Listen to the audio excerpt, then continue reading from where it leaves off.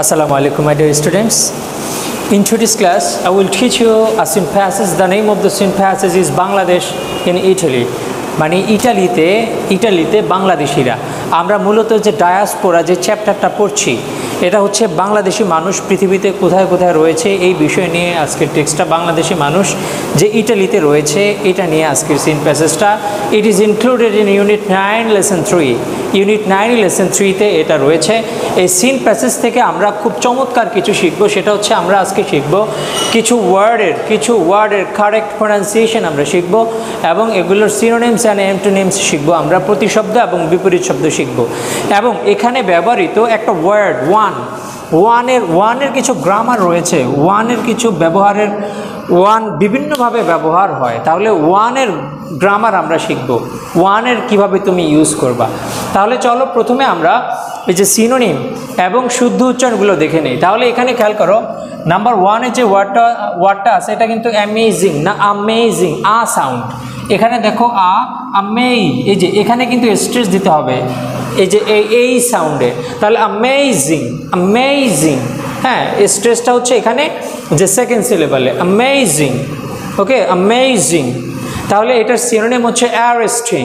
হ্যাঁ, অ্যারেস্টিং এটা সিনোনিম। যে অ্যামেজিং মানে কি? চিত্তাকর্ষক, আকর্ষণীয়, সারপ্রাইজিং, অ্যারেস্টিং। আর এটার অ্যান্টোনিম হচ্ছে আনরিমার্কেবল মানে অনুল্লেখযোগ্য। তারপরে এখানে খেয়াল করো, এই যে এটার উচ্চারণ কিন্তু আমরা সবসময় হিস্টোরি বলি, হিস্টোরি এটা শুদ্ধ উচ্চারণ না, এটা শুদ্ধ হচ্ছে হিস্ট্রি। আরেকটা আছে হিস্টারি, এই দুইটা উচ্চারণ আছে। তাহলে এটা ব্রিটিশ অনুযায়ী এটার উচ্চারণ হচ্ছে হিস্ট্রি। এই যে ই সাউন্ড এখানে স্ট্রেস করতে হবে, হিস্ট্রি। এটার সিনোনিম হচ্ছে স্টোরি, টেল। তারপর এখানে দেখো এই যে এই ওয়ার্ডটার দুইটা উচ্চারণ আছে। এই ওয়ার্ডটা নাউন হিসাবেও ব্যবহৃত হতে পারে, ভার্ব হিসাবেও ব্যবহৃত হতে পারে। তো যখন এটা নাউন হিসাবে ব্যবহার হবে তখন এটার উচ্চারণ হবে ইস্টিমেট যখন নাউন হিসাবে ব্যবহার। যখন ভার্ব হিসাবে ব্যবহার তখন ইস্টিমেট নাউন, ইস্টিমেট ভার্ব। তাহলে দুইটা ওয়ার্ড, অর্থাৎ একটা ওয়ার্ড যখন নাউন বা ভার্ব হিসেবে ব্যবহৃত হয় যখন ভার্ব যখন নাউন তখন এই দুইটা ভিন্ন ভিন্ন উচ্চারণ হয়। তাহলে আমরা এই দুইটা উচ্চারণ দেখলাম। আমি আবার বলছি, দেখো এটা যখন নাউন তখন এটার উচ্চারণ হবে ইস্টিমেট, আর এটা যখন ভার্ব তখন এটার উচ্চারণ হবে ইস্টিমেট। আর এটার সিনোনিম হচ্ছে ক্যালকুলেশন, প্রেডিকশন, পূর্বানুমান, হ্যাঁ অনুমান করা, ধারণা করা। এস্টিমেট ধারণা করা, অনুমান করা। তারপর এখানে খেয়াল করো, এই যে আমরা বলি এটা প্রোটেস্টেশন না, দেখো এটা ও সাউন্ড উচ্চারণ করতে হবে। তাহলে এখানে দেখো এটা হলো আউ সাউন্ড, এটা হচ্ছে এটা হচ্ছে উ। তাহলে প্রোটেস্টেই, আবার দেখো এখানে কিন্তু এই প্রোটেস্টেশন। তাহলে এটা শব্দের অর্থ হচ্ছে প্রতিবাদ করা, প্রতিবাদ, অপোজিশন, অবজেকশন। তারপর এখানে খেয়াল করো হ্যাংলিং মানে দর কষাকষি করা। অর্থাৎ তুমি যে একটা পণ্য কিনতে গেলে বেশি দেওয়া কম দেওয়া, এই যে দর কষাকষি করা। এটার সিনোনিম হচ্ছে স্প্যারিং, ডিবেটিং, বিতর্ক করা, দর কষাকষি করা। তারপর এখানে আরেকটা সিনোনিম আছে ফ্রুগ্যালি শব্দের অর্থ মিতব্যয়ী, অনেক কম যারা ব্যয় করে। তাহলে এগুলো হচ্ছে কি, তাদেরকে বলা হয় ফ্রুগ্যাল। আর এই যে কম ভাবে ব্যয় করা, এটা এখানে অ্যাডজেক্টিভের সাথে ly যুক্ত হয়ে এটা এখানে অ্যাডভার্ব হয়েছে। তাহলে ফ্রুগ্যালি, হ্যাঁ যারা কম মানে কম ভাবে, কম ব্যয় করে। তাইলে ইকোনমিক্যালি, তাহলে এটাও সিনোনিম। আর অ্যান্টোনিম হচ্ছে স্পেন্ডথ্রিফট মানে যে অপচয় করে, অনেক বেশি ব্যবহার করে। তাহলে আমরা এই সিন প্যাসেজের মধ্যে গুরুত্বপূর্ণ ওয়ার্ড এগুলোর শুদ্ধ উচ্চারণ এবং সিনোনিম অ্যান্টোনিম শিখলাম। এরপরে হচ্ছে আমরা সিন প্যাসেজটা তোমরা এই মুহূর্তে যারা লেসনটা দেখছো তোমাদের বই নিয়ে বসো। এটা হচ্ছে নতুন বই অনুযায়ী 116 পেজ। দেখো আমি একটা পড়ছি। গত মাসে আঠুনিয়া ড্রিম, যে 20 বছরের স্বপ্ন, কেম ট্রু সত্য হয়েছিল। কোনো শব্দে যদি লাস্ট থাকে তাহলে এটা পাস্ট ইনডিফিনিট টেন্সে নিতে হয়, যার কারণে এখানে দেখো কেম পাস্ট টেন্স, তাহলে এখানে পাস্ট টেন্সে এসেছে। We visited Italy. তাহলে এখানে করো ইটালি, এভাবে না ইটালি। তাহলে ভিজিটেড, হ্যাঁ ঠা সাউন্ডের পর যখন পাস্ট টেন্স হবে বা পাস্ট পার্টিসিপল হবে ডি যুক্ত করার জন্য, তখন এটার উচ্চারণ করতে হবে ভিজিটেড। তাহলে লাস্ট মান্থ গত মাসে আ 20-year ড্রিম 20 বছরের স্বপ্ন কেম ট্রু সত্য হয়েছিল। উই ভিজিটেড ইটালি আমরা ইতালি ভ্রমণ করেছিলাম। While it was an amazing lesson in history যে মানে আমার জীবনে এখানে বলছে যে আমার জীবনে যখন এটা একটা চমৎকার একটা ইতিহাস ছিল বা একটা গল্প ছিল। I was also taken by surprise আমি অবাক হয়ে গিয়েছিলাম অ্যাট দ্য বাংলাদেশিদেরকে দেখে ইন ইটালিতে দেশের নামের আগে ইন বসে প্রিপোজিশন আর সারপ্রাইজ এগুলোর পরে প্রিপোজিশন অ্যাট বসে সারপ্রাইজ অ্যামেজ স্টোনেশ এগুলো সবগুলোর অর্থ প্রিপোজিশন অ্যাট বসে। আই হার্ড এস্টিমেটস হ্যাঁ তাহলে যে আমি শুনেছিলাম যে এখানে একটা অনুমান আছে একটা জরিপ আছে কত অফ বিটুইন এই যে এত থেকে এত বাংলাদেশি ইন ইটালিতে এত বাংলাদেশিরা এখানে বসবাস করছে অর্থাৎ 2 লক্ষ থেকে প্রায় 6 লক্ষ বাংলাদেশি ইটালিতে বসবাস করছে। I saw them in Rome আমি তাদেরকে রোমে দেখেছি, ফ্লোরেন্সে দেখেছি, ভেনিসে দেখেছি, বাট নট ইন সিয়েনাতে আমি দেখিনি। দ্য ওয়ান্স যে ওয়ান্স মানে বলতে বোঝায় অনেকজন মানুষ যে যাদেরকে আমি দেখেছিলাম আই স অল অর্থাৎ আমি যাদেরকে দেখেছিলাম তাদের প্রত্যেকের হ্যাড স্মল হ্যাঁ এটার উচ্চারণ কিন্তু small to medium size businesses তাহলে এদের সবারই ছোট থেকে মাঝারি ধরনের বিজনেস রয়েছে ব্যবসা বাণিজ্য রয়েছে। ইন রোমে দে ওয়ার সেলিং হ্যান্ডব্যাগস তারা রোমে বিক্রি করছে হ্যান্ডব্যাগস অর্থাৎ যে হাতের bag, sunglass and tourist material এবং যে বিভিন্ন ট্যুরিস্টরা পৃথিবীর এক দেশ থেকে আরেক দেশে যে ঘুরতে যায় এবং এগুলো ঘুরের জন্য এক দেশ থেকে আরেক দেশে যখন যায় তাদের যে মালামালগুলো দরকার হয় এগুলো হচ্ছে ট্যুরিস্ট ম্যাটেরিয়াল। তাহলে যে tourist material on the streets in ফ্লোরেন্সে we walked into a stores আমরা একটা দোকানের মধ্যে হেঁটে গিয়েছিলাম। সেলিং সেখানে বিক্রি করতেছিল ইন্ডিয়ান লুকিং থিংস অর্থাৎ বিষয়গুলা মানে যেই বিষয়গুলো যে বিক্রি করছে যেই পণ্যগুলো এগুলো মনে হচ্ছে যে একটা ইন্ডিয়ান একটা জিনিস দেখা যাচ্ছে যে এটা কি এটা হচ্ছে মনোহরি দোকান। Only to find the owner তাহলে আমরা যখন যে ওনারকে মালিককে দেখলাম ওয়াজ আ বাংলাদেশি সে ছিল একজন Bangladeshi who had a chain of this stores in the city তাহলে তার এই যে চেইন অফ দিস স্টোর মানে চেইন মানে এইরকম তার অনেকগুলো দোকান ছিল এই যে ফ্লোরেন্সে ইন দ্য সিটি শহরে। ইন ভ্যানিসে দে ওয়ার সেলিং ট্রিঙ্কলেটস মানে হচ্ছে ছোট ছোট ঘর সাজানো যে পুতুল বা এই ছোট ছোট সাজগোজের যে বিভিন্ন খেলনাগুলো এগুলাকে ট্রিঙ্কলেটস বলা হয়। লাইক লিটল পাপিটস বলতে বোঝায় পুতুল। মেড ফ্রম বেলুনস অর্থাৎ বেলুন দিয়ে ছোট ছোট পুতুল নির্মাণ করা হয়েছে এই রকম। অন দ্য অ্যাকাডেমিয়া ব্রিজ একটা স্থানের নাম একটা ব্রিজের নাম এই অ্যাকাডেমিয়া ব্রিজের অ্যান্ড ইন সান ম্যারেকো স্কোয়ার এই দুইটা স্থানের নাম এই স্থানে এই মানুষগুলো এগুলো বিক্রি করছে। ওয়ান সেলার টোল্ড মি একজন বিক্রেতা আমাকে বলেছিল দিস মানে এই যে পণ্যগুলো would not sell in Rome এগুলো রোমে বিক্রি হয় না রোম হচ্ছে ইতালির রাজধানী but in Venice and the tourist by them কিন্তু ভ্যানিসে ট্যুরিস্টরা এগুলো কিনে। দে ওয়ার ইনক্রেডিবলি মানে অবিশ্বাস্যভাবে হ্যাঁ ইনক্রেডিবলি তাহলে দেখো দে ওয়ার ইনক্রেডিবলি কাইন্ড তারা অবিশ্বাস্যভাবে দয়ালু অ্যান্ড পোলাইট টু আস এবং আমাদের প্রতি সদয়। দ্য পারসন ইন ফ্লোরেন্সে যে ব্যক্তিটা মাস টু আওয়ার প্রোটেস্টেশনস অনেক বেশি প্রতিবাদ করা সত্ত্বেও প্রতিবাদ তাহলে মাস টু আওয়ার প্রোটেস্টেশনস অনেক বেশি প্রতিবাদ করা সত্ত্বেও ট্রিটেড মানে আমাদেরকে আপ্যায়ন করেছিল আমাদেরকে উইথ কোক দ্বারা এই যে পানীয় অ্যান্ড আইসক্রিম দ্বারা অ্যান্ড সোল থিংস এবং বিক্রি করেছিল আমাদের কাছে to us at large discounts অনেক বেশি ডিসকাউন্ট দিয়ে আমাদের কাছে বিক্রি করেছিল। When it comes to price যখন দাম দেওয়ার ব্যাপারটা আসলো দে সেইড তারা বলল pay us what you want আপনি যা চান তাই দিতে পারেন। We are so happy to see a Bangladeshi tourist here. আমরা বলছে যে আপনি যা চান তাই দেন, একজন বাংলাদেশি ট্যুরিস্টকে দেখেই আমরা খুশি। It was a kind of haggling in reverse, মানে এটা বিপরীতে, রিভার্স মানে বিপরীতে, তাইলে বিপরীতে এটা এক ধরনের দর কষাকষি। আমরা দর কষাকষি করি কম দেওয়ার জন্য, কিন্তু এখানে ইন রিভার্স বলতে বুঝিয়েছে এখানে বেশি দেওয়ার জন্য দর কষাকষি করছে। One street vendor in Rome, রোমে একজন রাস্তার বিক্রেতা, স্ট্রিট ভেন্ডর মানে বিক্রেতা।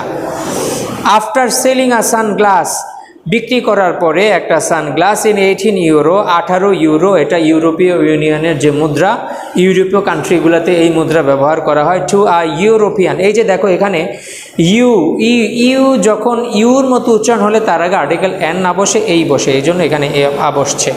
আ ইউরোপিয়ান পারসন টার্নড অ্যারাউন্ড, আমার দিকে ফিরলো, and sold me a similar sunglass, একই রকম একটা সানগ্লাস বিক্রি করলো at 4.5 euro.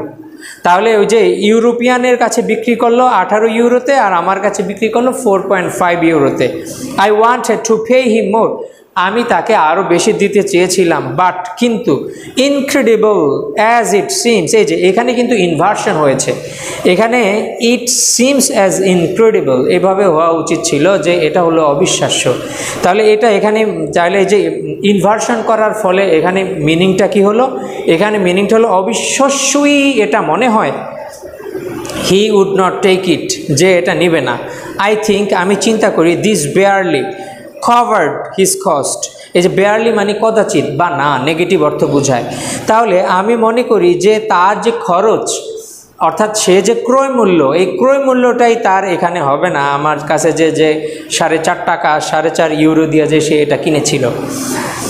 At a mini flea market, flea market মানে ছোট মার্কেট, অফ বাংলাদেশি স্টলস, যে ছোট ছোট স্টল বসে যে এই ধরনের market. At the Tiburtine station in Rome, I fell into a discussion, আমি একটা আলোচনার মধ্যে পড়লাম, of the business, ব্যবসা বাণিজ্য নিয়ে।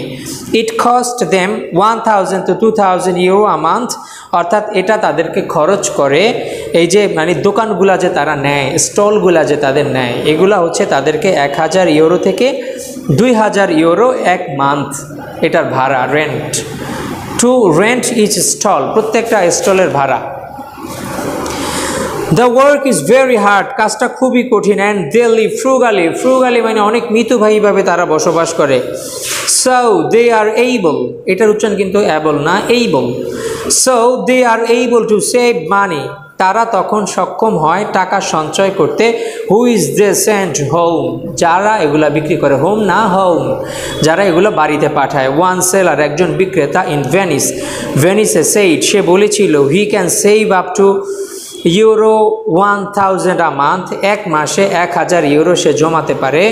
বাট অনলি ইফ, শুধুমাত্র, আ লট অফ কন্ডিশনস আর মেট, যখন অনেকগুলো শর্ত পরিপূর্ণ হয়। শর্তগুলো কি? এই যে ইজি মানে এক্সাম্পলি গ্রেটেরিয়া, এটা হচ্ছে একটা ল্যাটিন ওয়ার্ড, ল্যাটিন ওয়ার্ডটা এটা এখানে ব্যবহার করা হয় ইংলিশে। তাহলে এই ফর এক্সাম্পল, ইজি এক্সাম্পলি গ্রেটেরিয়া, এটা হচ্ছে এই যে for example, he has to sell an average of 15 euros worth daily, অর্থাৎ এই যে ওর্থ মানে মূল্য, অর্থাৎ 50 ইউরো মূল্যের প্রতিদিন তাকে গড়ে বিক্রি করতে হয়। হিজ ফুড এক্সপেন্সেস, তার যে খাবার খরচ, ক্যানট এক্সিড, এটা অতিক্রম করতে পারে না। এই যে 80 ইউরো মাসে, 80 ইউরোর বেশি যদি না হয় তাহলে সে মাসে 1000 ইউরো জমা করতে পারে। I was inspired by the entrepreneurship, তাহলে আমি উৎসাহিত হয়েছিলাম যে বাই দেয়ার এন্টারপ্রেনিয়র, তাদের যে ব্যবসায়ী উদ্যোগ, এই যে উদ্যোগ, এই উদ্যোগ নিয়ে আমি উৎসাহিত হয়েছিলাম। অ্যান্ড টাস্কড বাই দেয়ার জেনারোসিটি, এবং টাস্ক মানে আমার অন্তর ছুঁয়ে গিয়েছিল তাদের দয়া দেখে, জেনারোসিটি দয়া, মায়া দেখে। অ্যান্ড হোপ, এবং আমি আশা করি দেয়ার ডায়াসপোরা কামস ট্রু সুন, খুব শীঘ্রই তারা যে এক দেশ থেকে আরেক দেশে গিয়েছে, এই তাদের স্থানান্তরণটা সত্য হবে। হ্যার ইজ এ স্টল, এই যে এখানে একটা ছবির নাম দেওয়া আছে। ওকে, সিন প্যাসেজটা পড়ানো আমি শেষ করলাম। এবার দেখো এই যে ওয়ান নিয়ে আমি একটা গ্রামার দেখাবো। দেখো ওয়ান হচ্ছে একটা ইনডেফিনিট প্রোনাউন, তাহলে ওয়ানের পজেসিভ ফর্ম হচ্ছে ওয়ান্স, এটার উচ্চারণ করতে হবে one's. One should respect his elders না, তাহলে এখানে এই যে ওয়ান, এটা যখন ওয়ানের সাথে কোনো কিছু থাকবে না তখন ওয়ান ইনডেফিনিট প্রোনাউন এবং এটার পজেসিভ ফর্ম হচ্ছে ওয়ান্স, এটাকে ব্যবহার করতে হবে। তাহলে একজনের উচিত রেসপেক্ট ওয়ান্স ইল্ডার্স, হ্যাঁ ওয়ান্স ইল্ডার্স, উচ্চারণটা দেখো ইল্ডার্স, ইল্ডার্স না ইল্ডার্স। তাহলে one should respect one's elders, তাহলে একজনে, তাহলে এটা ইনডেফিনিট প্রোনাউন, যার কারণে যখন ইনডেফিনিট প্রোনাউন তখন এটার এই যে এটার পজেসিভ ফর্মটা ওয়ানই বসবে, এখানে হিজ অর হার এগুলো কিছুই বসবে না। এবার এখানে ওয়ানের আরেকটা ব্যবহার খেয়াল করো, তাহলে I do not like the pen, আমি এই কলমটি পছন্দ করিনি।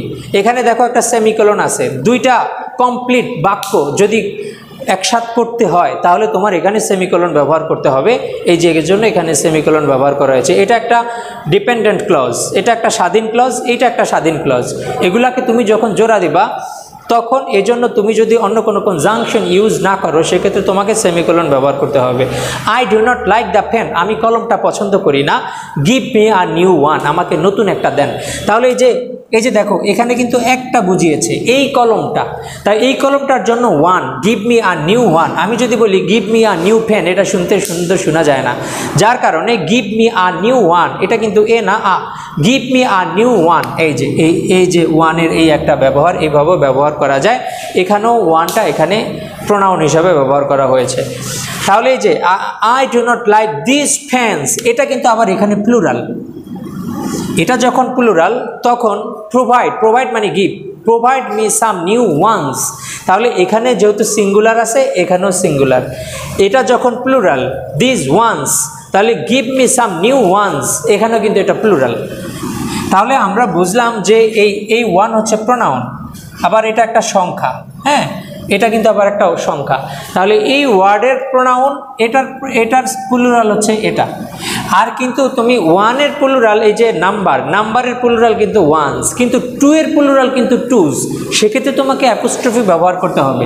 যেমন টু, এটার প্লুরাল হচ্ছে টুজ, এই যে এখানে কিন্তু অ্যাপোস্ট্রফি দিয়ে প্লুরাল করতে হবে, শুধু ওয়ানের প্লুরালটা ভিন্ন।